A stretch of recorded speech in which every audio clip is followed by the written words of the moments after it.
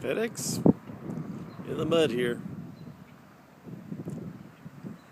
It's a donated FedEx 727 that was going to a school, and I guess they decided to see if it was easier to get over here if they pushed it back into the field, and that didn't work out very well.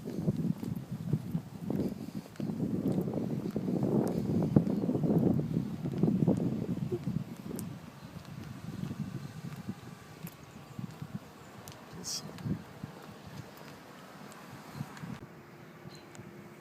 a hawk sitting on one of the main wheels.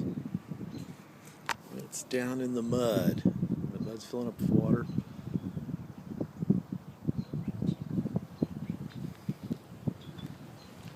Whew.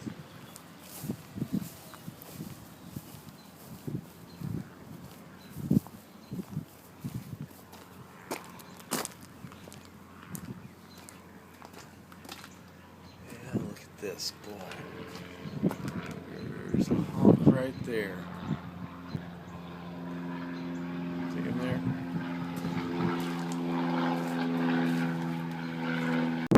There's a hawk sitting on the main of the 727 down in the mud here.